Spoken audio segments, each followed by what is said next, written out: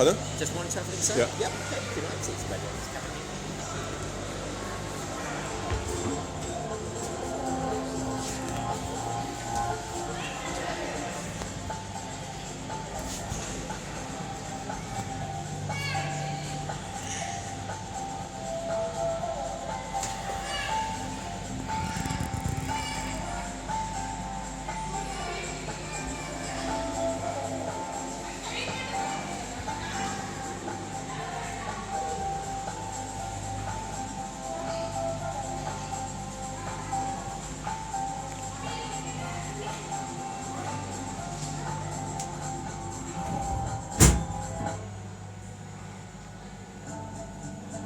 Welcome aboard the Emirates Airline. For your safety and comfort, we request that you remain seated at all times. Thank you and enjoy the flight.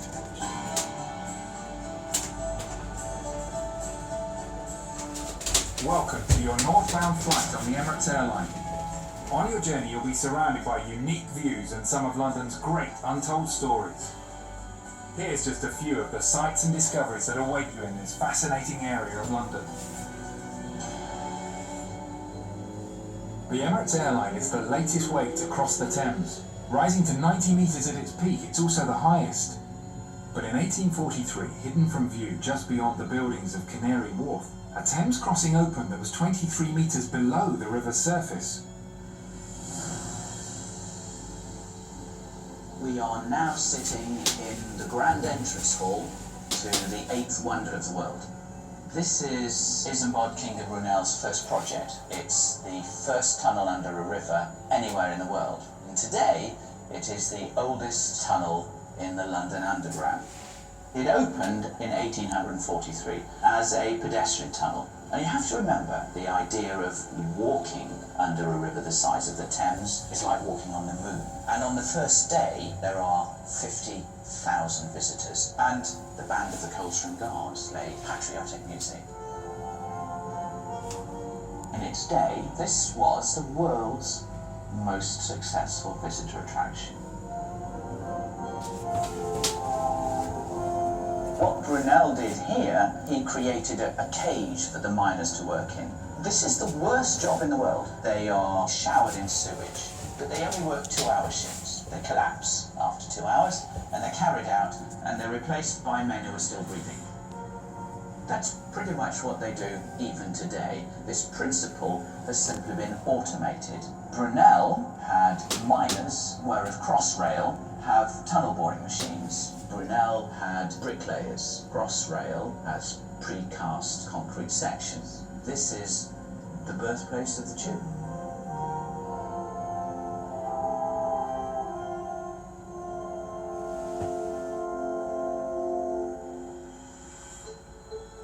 Looking east away from the city, you can see another impressive feat of British engineering, the Thames Barrier.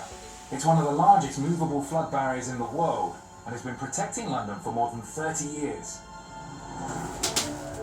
The original design criteria was to protect against a 1 in 1,000 floods in the year 2030. So they used the data they had available and they projected that into the future, and they built extra safety margins in. And it looks like we'll be okay till 2070. The barrier is composed of 10 gates, the largest of which are 3,300 tonnes, approximately a third of an Eiffel Tower's worth of metal in each one, and they rotate into position.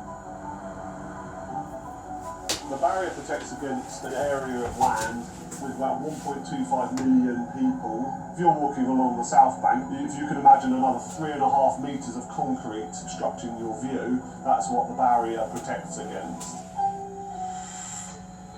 The Port of London has been a centre for trade since Roman times. By the 1800s it was the busiest port in the world, and a series of huge enclosed docks were built, surrounded by high walls, to protect cargo from thieves and pirates. The docks stretch from Tower Bridge to City Airport, and the Museum of London Docklands is preserving the history of this crucial trading hub. The building we're sitting in was built in 1802. When it was built, it was the biggest warehouse in the world. The Romans first settled on the Thames, and obviously the Vikings came after the Romans. And all throughout history, there's always been lots and lots of trade. There was loads and loads of privacy. In actual fact, there's a gibbet cage in the museum, and he wasn't executed in a gibbet cage. He was hung, and then he would have been cut down, and then he would have been put into the gibbet cage.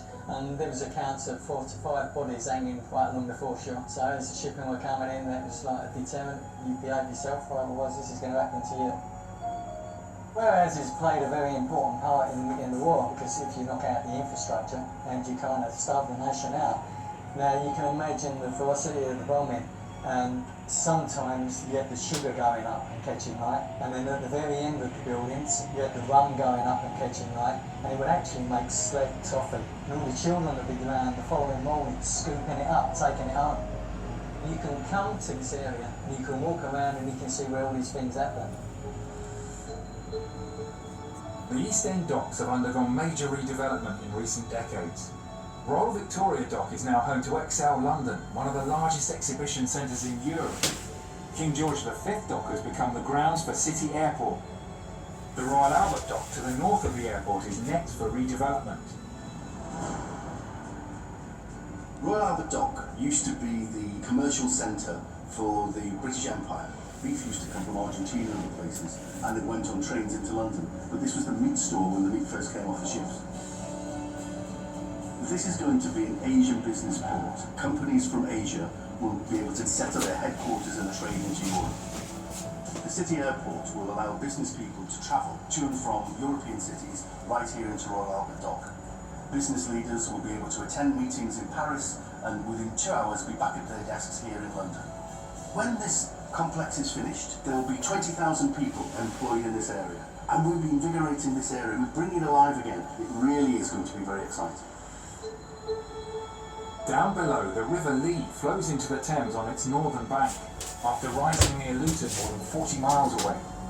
The lower River Lee Valley has a rich history of engineering innovation, with more industrial achievements for its small geographical size than anywhere else in the world.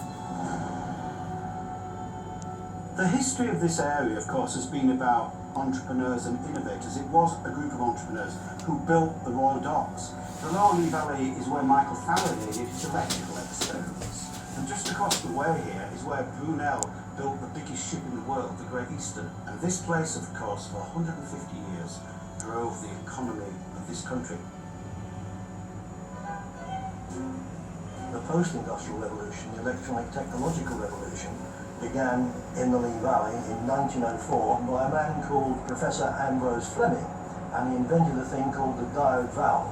All electronic gizmos we have today can be traced back to this single, simple device. The first jet airliner, the Comet, was built at Hatfield here in the Lee Valley. Thornley and Ferguson invented the first ever colour television. We had the Royal Small Arms factory in Enfield. The Lee Enfield rifle was produced there. It wasn't Burton-on-Trent that made India Pale Ale. India Pale Ale was invented in London's Lee Valley by George Hodgson.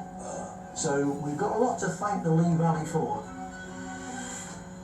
Next to the Emirates Airline Terminal is the Crystal, a building owned and operated by Siemens that was designed to be one of the greenest in the world. The Crystal showcases sustainable development and contains the world's largest permanent exhibition of its kind. We are in one of the most sustainable buildings in the world. It demonstrates innovative technologies to do with generating energy by solar and ground source heat pumps. Even the water of the toilets is being recycled. This exhibition showcases existing technologies and innovation, and also stimulates discovery. It tries to make people imagine how the city might look by the middle of the century. Thank you for flying the Emirates Airline. Exit here for the Excel Exhibition Centre, the Crystal, Royal Victoria Docks and the DLR. Oyster, return and single ticket holders, please alight here and exit to the left.